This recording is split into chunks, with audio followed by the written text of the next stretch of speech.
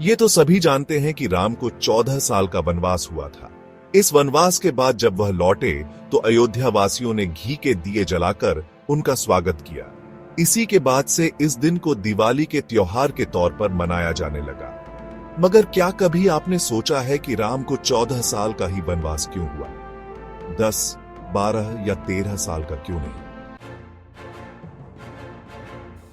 कैकेयी ने मांगा था 14 साल का वनवास।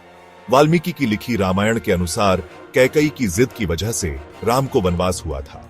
दासी मंथरा के बहकावे में आकर कैकेयी ने राजा दशरथ से ये वचन मांगा।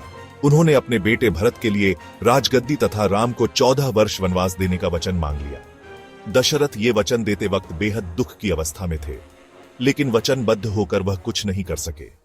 राम भी इसका विरोध कर सकते थे, लेकिन उन्होंने भी ऐसा नहीं किया। इसीलिए कहा जाता है कि रघुकुल रीत सदा चली आई प्राण जाए, पर वचन न जाए। इसीलिए 10 या 12 नहीं मांगे गए थे 14 साल। कैकेयी ने राम के लिए 10, 12 या 13 नहीं बल्कि 14 साल के वनवास पर भेजा था, क्योंकि वह इससे जुड़े प्रशासनिक नियम जानती थी। त्रेता युग में उस समय यह नियम था कि यदि कोई राजा अपनी गद्दी को 14 साल तक छोड़ देता है तो वह राजा बनने का अधिकार खो देता है।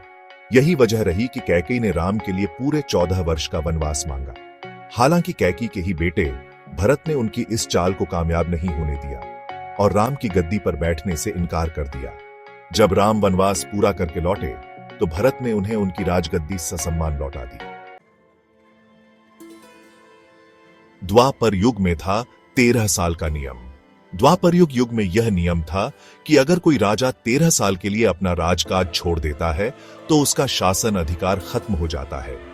इसी नियम की वजह से दुर्योधन ने पांडवों के लिए 12 वर्ष वनवास और 1 वर्ष अज्ञातवास की बात रखी थी।